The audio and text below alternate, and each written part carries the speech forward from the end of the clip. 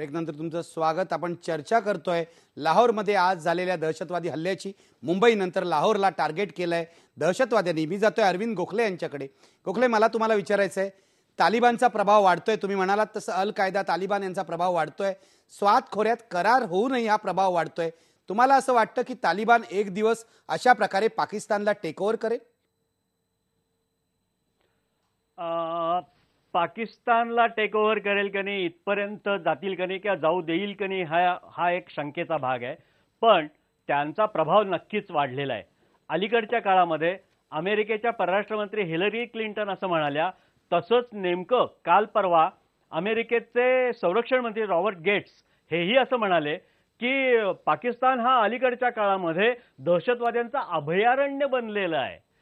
आणि आता अभयारण्य बनलेलं आहे म्हणजे काय, थोडक्यात या ठिकाणी मोठ्या प्रमाणावरती सुळसुळाट झालेला आहे, तालिबानांचा सुळसुळाट झालेला आहे। आता हा सुळसुळाट जर आवरायचा असेल तर स्वाभाविकपणानं लष्कराला काहीतरी उपाययोजना करावी लागेल। यापूर्वीच्या काळामध्ये म्हणजे मुशर्रफ ज्या वेळेला सत्तेवरती होते त्यावेळेला जेवढे तालिबानी प्रभावी नव्हते तेवढे ते आत्ता आहेत।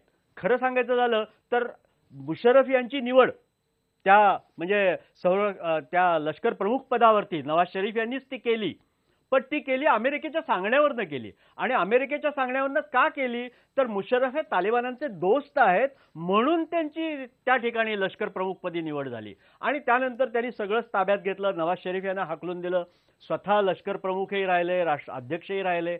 आणि आता ते गेल्यानंतर गेल्या काही महिन्यामध्ये या सगळ्या गोष्टी घडतायत। याचा अर्थ साधा असा आहे की तुम्हाला सत्ता राबवायची ताकद नाही, तुम्ही ते करू शकत नाही, ते राबवण्यामध्ये तुम्ही नालायक आहात हे सिद्ध करण्यासाठीच हे प्रयत्न आहेत। हे प्रयत्न लष्कर करते असं मी म्हणत नाहीये, परंतु ज्या पद्धतीने हे सगळं घडतंय ते घडवणारे जे आहेत ते या कुठल्या सत्ता केंद्राशी संबंधित असे आहेत। स्वतः गोखले, मला तुम्हाला असं विचारायचं आहे, आता हमीद मीर असं म्हणाले की याचे भारतावरही परिणाम होऊ शकतात, शेजारच्या सगळ्या देशांवर होऊ शकतात। दहशतवादाचा सामना आपण सगळ्या लोकांनी मिळून करायला पाहिजे। पाकिस्तानमध्ये हे झालं म्हणून भारतीयांनी आनंद व्यक्त करण्यात किंवा एक विकृत समाधान मानण्यात काही अर्थ नाही, हे तुम्हाला पटतं का? बरोबर आहे, अगदी अगदी बरोबर आहे। आणि हा अशा पद्धतीनं समाधान मानलं तर उद्या ते आपल्याकडे करतील, त्यावेळेला तिकडे फटाके वाजतील। असं होत नाही, असं करून चालणार नाही। बेसिकली आपल्याला एक हा परिसर एक आहे, दक्षिण आशिया एक आहे, या दृष्टीने विचार करायला पाहिजे। आणि या पद्धतीने विचार केला तरच आपल्यातून त्यांच्यामध्ये काहीतरी एक सुसंगतता सुसूत्रता राहील आणि त्यातून काहीतरी मार्ग निघण्याची शक्यता आहे। मुंबईच्या हल्ल्यामध्ये पाकिस्तानी होते यात संशय नाहीये, परंतु तो संशय कायम ठेवून आपण जर वेडेवाकडे काही उद्योग करायला लागलो तर ते योग्य होणार नाही आणि ते आपण करणार नाही। परंतु यामागे अमुक आहे म्हणून जर ते हमीद गुल काही बोलणार असतील किंवा इतर कोणी काही बोलणार असतील तर त्याचा मात्र प्रतिवाद करावा लागेल आणि याला थारा देता कामा नये। हा एक साधा कॉमन सेन्स। अगदी माझा वेळ संपत आलाय, मी शेवटी जातोय द्वारकानाथ संजगिरी यांच्याकडे। संजगिरी, अनेक वेळा तुम्ही पाकिस्तानला गेलात, तुमचे मित्र आहेत अनेक पाकिस्तानांमध्ये, या पाकिस्तानमधल्या मित्रांना आज तुम्ही काय सांगाल, कसा धीर द्याल?